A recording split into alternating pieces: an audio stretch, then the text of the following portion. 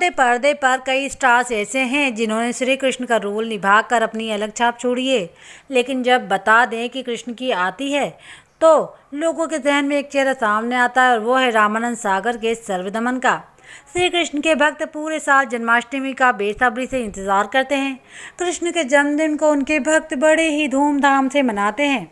फिल्मों से लेकर छोटे पर्दे तक कई स्टार्स ऐसे हैं जिन्होंने श्री कृष्ण का रोल निभाकर एक अपनी अलग छाप छोड़ी है, लेकिन जब बात कृष्ण की आती है तो लोगों के जहन में एक चेहरा सामने आता है और वो है रामानंद सागर के श्री कृष्ण का, जिन्होंने अपनी मनमोहक मुस्कान से दर्शकों के दिलों में अपनी खास पहचान बनाई थी।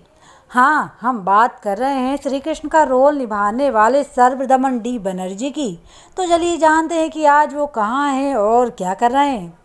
एक इंटरव्यू में एक बार सर्वदमन डी बनर्जी ने बताया था कि उन्हें एक्टिंग पसंद थी, लेकिन वो कभी टीवी पर काम नहीं करना चाहते थे।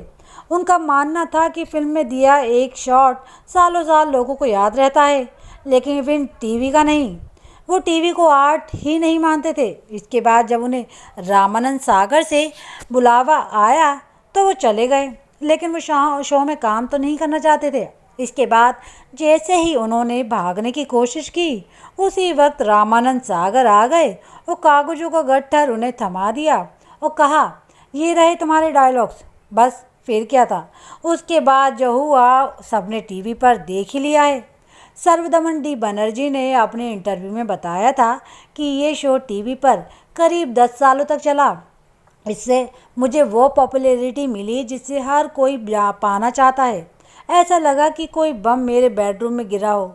ये अब कल्ट शो में गिना जाता है, लेकिन मैंने आज तक अपना ये शो कभी नहीं देखा। श्री कृष्णा यानी सर्वदमन डी बनर्जी ने फिलहाल पूरी तरह से एक्टिंग से दूरी बना ली है। एक शोबिस को छोड़कर वो पूरी तरह से पहाड़ों की वादियों में रच बस गए हैं।